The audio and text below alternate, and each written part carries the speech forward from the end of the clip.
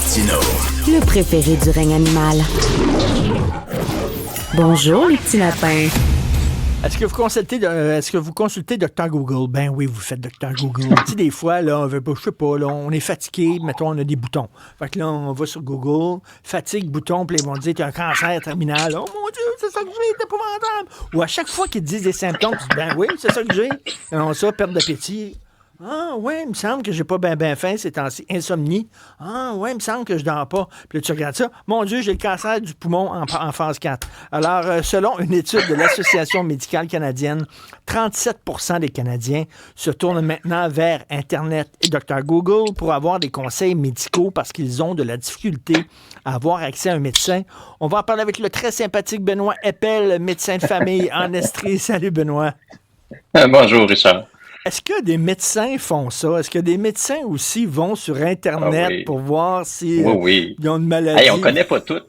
Moi, comme médecin de famille, je connais pas tout. Hein. Ça m'arrive assez souvent de voir quelque chose puis de fouiller sur Internet. Sauf que je vais chercher des sources qui sont fiables. Hein. Le danger des gens qui vont sur Internet, c'est qu'on dirait que les premiers sites qui sortent, c'est pas les sites que les gens devraient lire. Alors, il y en a des sites fiables. Hein. Je pense à Passeport Santé, je pense au site Internet de plein d'établissements de santé qui font des conseils, puis toutes sortes d'affaires. Il y a souvent des sites sérieux destinés même aux professionnels de la santé qui ont des versions pour les patients. Il y a des choses intéressantes en français comme en anglais. Mais souvent, les gens, quand ils nous arrivent dans le bureau, ils sont allés sur Internet puis ils ont lu des affaires là, complètement farfelues. Puis là, je parle d'Internet, mais ça peut être les réseaux sociaux, hein, sur des forums, sur des affaires de j'ai entendu dire que... Et ça va au-delà des réseaux sociaux. Hein, c'est mon beau-frère m'a dit que ma sœur a aussi eu mal dans le genou comme moi, puis elle a eu ça. Tu sais, l'information des gens, c'est pas toujours très, très solide. Là, tu sais, il n'y a pas deux mal de genoux qui se ressemblent. Fait que ça, l'Internet et le beau-frère garagiste, je vous dirais, sont deux ressources assez consultées chez les gens, effectivement. Et Benoît, je pense qu'il y a vraiment quelque chose de psychologique. Là, quand on lit la liste des symptômes, soudainement, on les a toutes. Hein? Ben, des fois, les gens arrivent dans notre bureau paniqués en disant, votre exemple était bon, Richard, j'ai des boutons, là, j'ai regardé sur Internet, je suis probablement en train de mourir. Je suis chanceux, docteur, de m'être rendu aujourd'hui, je pensais mourir avant. Donc, souvent, il faut déconstruire des choses. Beaucoup de gens pensent qu'ils ont le cancer quand ils finissent par lire quelque chose. Effectivement, si vous rentrez beaucoup de symptômes d'Internet, vous allez finir par lire que ça peut être des cancers épouvantables. C'est souvent pas le cas. Ou à l'inverse, on peut se rassurer. Je donne un exemple j'ai une petite bosse sur le bord de l'anus. Je vais essayer sur Internet, c'est un hémorroïde que je traite pendant des mois, puis finalement, quand vous décidez de consulter, c'est un condylome gros comme ma tête. Donc, des fois, les gens vont se rassurer faussement avec l'Internet ou s'inquiéter faussement. Et les gens vont nous ramener toutes sortes d'affaires. Hein. J'ai lu sur Internet que j'avais besoin de telle affaire, de tel examen, de tel traitement. Parfois, des traitements qui sont même pas disponibles au Canada ou qui sont disponibles à des fins de recherche auxquelles on n'a même pas accès. Et évidemment, toutes les investigations. On m'a dit que ça me prenait une résonance. J'ai lu ça là, sur un groupe Facebook de monde comme moi qui ont mal à telle place. Et en fait, Richard, c'est vraiment particulier parce que depuis quelques années, je vous dirais que la démarche clinique que moi, je dois faire dans mon bureau, elle est inversée. Habituellement, les gens arrivent avec un symptôme. Docteur, j'ai mal là, ou j'ai telle affaire. Et moi, par mes questions, j'écoute le patient, je le questionne, je l'examine. J'arrive à des hypothèses diagnostiques, puis on arrive à un plan de traitement. Maintenant, c'est l'inverse, de plus en plus. Les gens arrivent en disant, moi, j'ai ça, ou je pense que j'ai ça, et je veux telle affaire. OK, là, on part par la fin. Hein. C'est comme si vous arriviez chez Canadian Tire en disant, moi, mes freins sont finis, j'ai entendu un bruit. Puis le garagiste regarde ça, il dit, ouais, mais le bruit, il vient pas de vos freins. Ouais, mais change mes freins, sont finis. Non, c'est pas vos freins, c'est le galloper. Puis il dit, mais c'est pas grave, change mes freins, je l'ai lu. Mais vos freins sont pas finis, c'est le galloper. Donc, vous allez ressortir avec des freins neufs, mais vous allez ressortir avec le même bruit. Donc, ça, c'est de plus en plus ça. Il faut déconstruire ça. Puis oui, l'Internet est pas étranger à ça. Et dans l'Internet aussi, on trouve toute la publicité, hein, toute la publicité qui est faite autour des médicaments vendus sous ordonnance. Donc, les gens vont nous arriver avec des demandes. Puis nous, il faut quasiment trouver le diagnostic qui fit avec ce que la personne veut ou déconstruire ce que la personne pense avoir. Et en plus, avec Internet, c'est qu'Internet, il t'espionne, entre guillemets. C'est-à-dire, moi, quand j'ai commencé à savoir que j'avais un cancer de la prostate, bien sûr, je suis allé faire des recherches. Puis là, soudainement, tu sais, j'étais bombardé de publicité pour telle affaire, puis telle affaire qui concernait la prostate. Tu sais, Internet, c'est des algorithmes. Ils ont vu que j'ai fait quelques recherches prostate, puis là, ils m'envoyaient ça de façon... Puis tu sais, bon, évidemment, je regardais les publicités, puis tout ça, parce que tu sais, t'es malade, fait que t'es plus vulnérable. Faut faire attention. Mais en même temps, Benoît Eppel, l'affaire de Dr Google, je vais faire un parallèle avec les campements de sans-abri. Hier, j'avais quelqu'un de Old Brewery Mission. Puis on parlait des campements de sans-abri, puis il y a des gens qui disent ça n'a pas de bon sens que les sans-abri montent des campements comme ça. Ben oui, c'est parce qu'il manque de ressources. Ils n'ont pas le choix. Ils manquent de ressources. Fait qu'ils montent des campements. Alors, même chose, Dr Google, oui, OK, bon, on peut critiquer ça, mais Christy, ils n'ont pas accès à des médecins. Ils ont-tu le choix? Ben, parfois c'est le cas. Ça c'est vrai aussi. Hein, il faut pas être naïf non plus en pensant que les gens peuvent consulter facilement.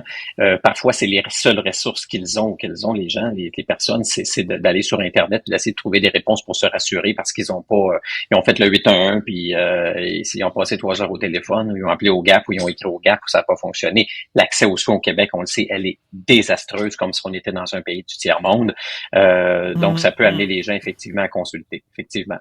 Là, il y a 23 des gens qui affirment même avoir subi des effets négatifs sur leur santé après justement avoir suivi les conseils de santé qu'ils ont trouvés sur Internet. Donc, il faut faire attention, il faut être vigilant. Il faut faire attention. Puis moi, je vous le dirais, ce que je vois aussi, Richard, c'est des gens à qui j'émets un diagnostic ou je prescris quelque chose et les gens ensuite vont sur Internet se renseigner. Je ne parle pas de renseignements donnés par le pharmacien. Là. On va sur Internet, puis on lit, il m'a prescrit telle pilule.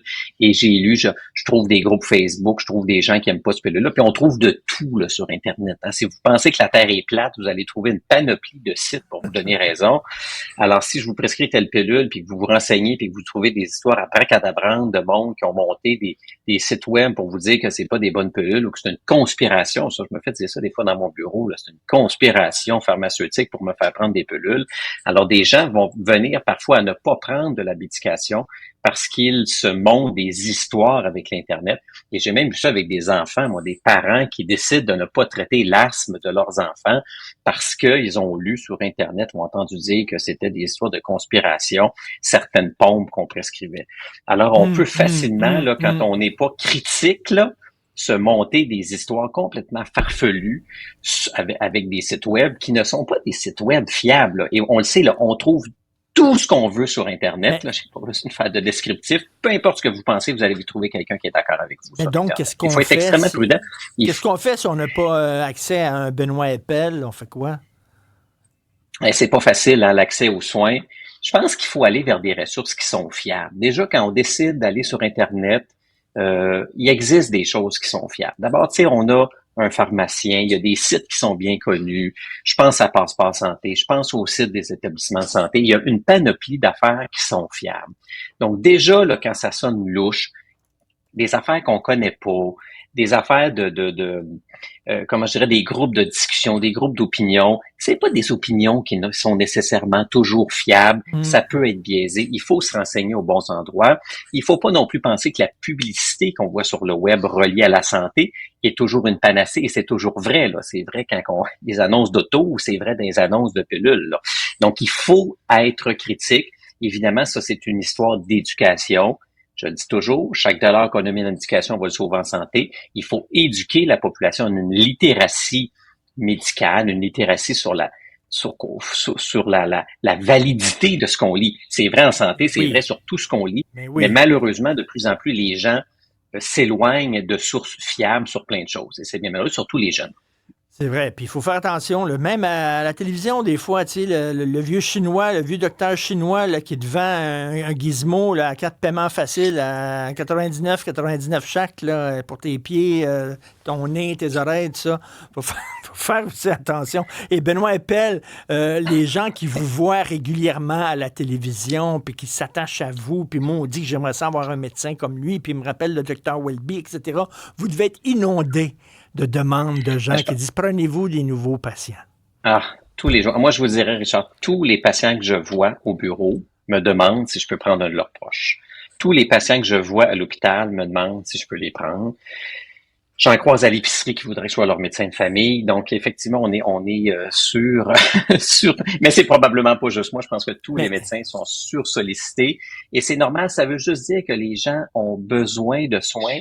Les gens sont mal pris parfois de pas avoir accès à des soins. C'est ça qu'il faut faire. Il faut vraiment travailler et ce qui est là-dessus. scandaleux, là, c'est scandaleux, c'est que les gens donnent beaucoup, beaucoup, beaucoup d'argent au gouvernement et la moitié de l'argent qu'on envoie au gouvernement va en santé. Fait que, tu sais, toute ta vie, là, tu payes, puis tu n'en as pas besoin du système de santé parce que tu es en santé. Puis tu commences à vieillir, là, tu en as besoin, puis là, tu as des difficultés d'avoir accès au système que tu as financé toute ta Christie de vie de travailleur. C'est ça qui est fâché. C'est un grand débat, on pourra en reparler, Oui. mais l'enjeu numéro un dans notre système de santé au Québec, c'est l'équité d'accès.